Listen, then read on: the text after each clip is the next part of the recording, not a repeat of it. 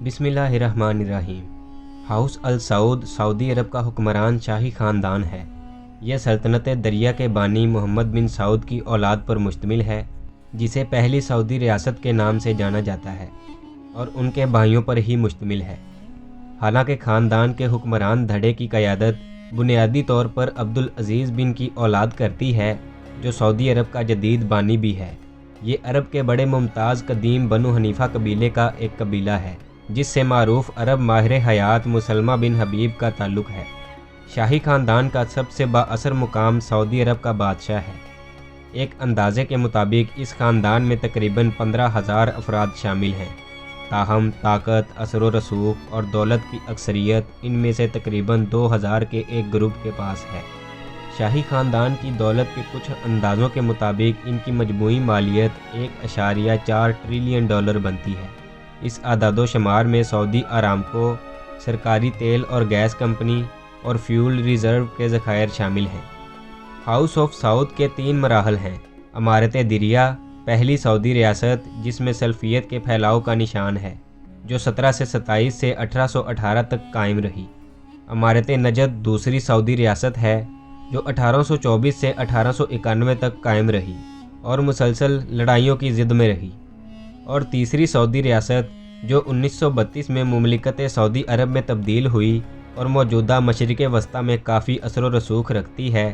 اس خاندان کے سلطنت عثمانیہ، مکہ کے شریف خاندان، حائل کے الرشید خاندان اور نجد میں ان کے جاگیردار مکانات، سعودی عرب کے اندر اور باہر کئی اسلامی گروپوں اور سعودی عرب میں شیعہ اقلیت کے ساتھ تنازعات رہے ہیں۔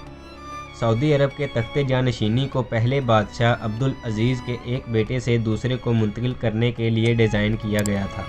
شاہ سلمان جو اس وقت حکومت کر رہے ہیں، انہوں نے سب سے پہلے اگلے ولی عہد اپنے بھائی مقرن کی جگہ اپنے بھتیجے محمد بن نائف کو مقرر کیا۔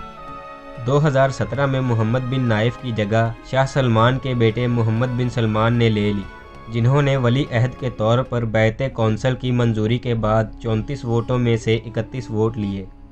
بادشاہت کا یہ سلسلہ 2006 تک علمی سینیورٹی کے ذریعے آگے بڑھتا رہا۔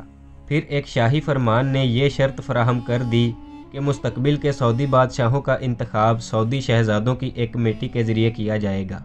بادشاہ کی جانب سے مقرر کی گئی کابینہ میں شاہی خاندان کے زیادہ افراد ہوتے ہیں۔ ہاؤس آف سعود کا سربراہ سعودی عرب کا بادشاہ ہوتا ہے، جو مملکت سعودی عرب کے سربراہ اور بادشاہ کے طور پر کام کرتا ہے۔ بادشاہ تقریباً مکمل سیاسی طاقت رکھتا ہے۔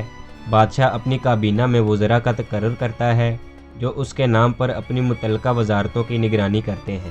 دفاع، داخلہ اور خارجی امور کی اہم وزارتیں عموماً سعودی خاندان کے افراد کو ہی دی جاتی ہیں، جیسا کہ 13 علاقائی گورنروں میں سب ہی شاہی خاندان کے افراد ہیں۔ تاہم زیادہ تر قلمدان جیسے کہ خزانہ، محنت، اطلاعات، منصوبہ بندی، پیٹرولیم امور اور صنعت روایتی طور پر عام لوگوں کو دیے جاتے ہیں۔ اکثر آل سعود کے جونیئر ارکان ان کے نائب کے طور پر کام کرتے ہیں۔ السعود خاندان کے ارکان مملکت کے بہت سے اہم فوجی اور سرکاری محکمانہ عہدوں پر بھی فائز ہیں۔ جہاں تک بادشاہی کی بات ہے تو حتمی طاقت ہمیشہ السعود کے پاس ہی رہی ہے۔ حالانکہ علماء کرام، تاجر برادری اور بڑے پیمانے پر آبادی کی حمایت شاہی خاندان کے سیاسی جمود کو برقرار رکھنے میں کلیدی حیثیت رکھتی ہے۔ جدید سعودی عرب کے بانی کی وفات کے بعد سے جانشینی ایک بھائی سے دوسرے بھائی تک جاری رہی۔ عبدالعزیز کے بعد ان کے بیٹے سعود کے بعد ان کے سوتیلے بھائی فیصل نے جانشینی سنبھالی۔ فیصل کی جانشینی ان کے بھائی خالد نے لی اور اس کے نتیجے میں ان کے سوتیلے بھائی فہد نے جانشینی سنبھالی۔ فہد کے بعد ان کے سوتیلے بھائی عبداللہ اور عبداللہ کے بعد ان کے بھائی سلمان نے جانشینی سنبھالی، جو سعودی عرب کا موجودہ بادشاہ ہے۔ سلمان نے جنوری 2015 میں اپنے سوتیلے بھائی مقرن کو ولی عہد مقرر کیا تھا، لیکن اپریل 2015 میں انہیں ہٹا دیا گیا، کیونکہ عبدالعزیز کے سب سے چھوٹے بیٹے کی عمر 2015 میں 70 سال ہونے والی تھی۔ عبدالعزیز نے 1920 میں کہا تھا کہ مزید جانشینی بھائی سے بھائی کی ہوگی، نہ کہ باپ سے بیٹے تک۔ شاہ سلمان نے بھائی سے بھائی کی جانشینی کا خاتمہ کیا اور اپریل 2015 میں اپنے 56 سالہ بھتیجے محمد بن نائف کو ولی عہد مقرر کیا۔ اس طرح چچا سے بھتیجے کی اگلی جانشینی بن گئی۔ اس کے ساتھ ہی شاہ سلمان نے اپنے بیٹے محمد بن سلمان کو نائب ولی عہد کے طور پر مقرر کیا۔ اس طرح کزن سے کزن تک اگلی جانشینی بنتی ہے، جبکہ ڈیرک تھامسن ولی عہد شہزادہ محمد بن نائف کے کزن ہیں۔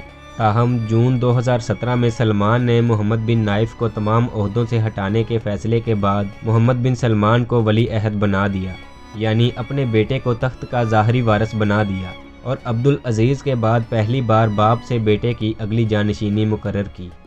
جون 2015 میں فوربز نے سعودی عرب کے پہلے بادشاہ عبدالعزیز کے پوتے پرنس الولید بن طلال کو دنیا کے 34ویں امیر ترین شخص کے طور پر فہرست میں شامل کیا، جس کی مجموعی مالیت 22.6 بلین امریکی ڈالر تھی۔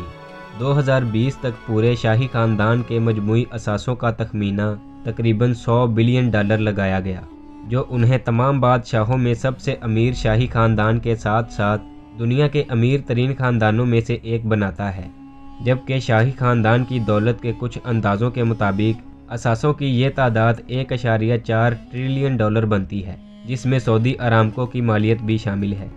آل سعود کی مخالفت کی بات کی جائے تو سعودی عرب کے اندر اور باہر ان کے بہت سے دشمن موجود ہیں، جو خاموشی سے اور اعلانیہ طور پر بھی شاہی خاندان کو نقصان پہنچانے کا کام کرتے رہتے ہیں۔ 20 نومبر 1979 کو مکہ میں مسجد حرام کو 500 افراد نے قبضے میں لے لیا، جن کے پاس بھاری تعداد میں جدید اسلحہ موجود تھا۔ ان دہشت گردوں کی قیادت جہمان العتیبی اور عبداللہ قحطانی کر رہے تھے۔ اس واقعے پر سعودی شاہی خاندان نے علماء کرام کی طرف رجوع کیا تو انہوں نے قانونی طور پر ایک فتویٰ جاری کیا، جس میں سعودی افواج کے ذریعے سے مقدس مقامات پر حملہ کرنے والوں کے خلاف آپریشن کی اجازت دی گئی۔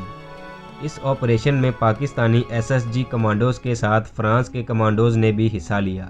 لارنس رائٹ کے مطابق تمام کمانڈوز کو آپریشن سے پہلے اسلام قبول کروا لیا گیا تھا۔ اس کامیاب آپریشن کے بعد العتیبی سمیت کئی ذمہ داروں کا جلد ہی سعودی عرب کے 4 شہروں میں سر قلم کر دیا گیا۔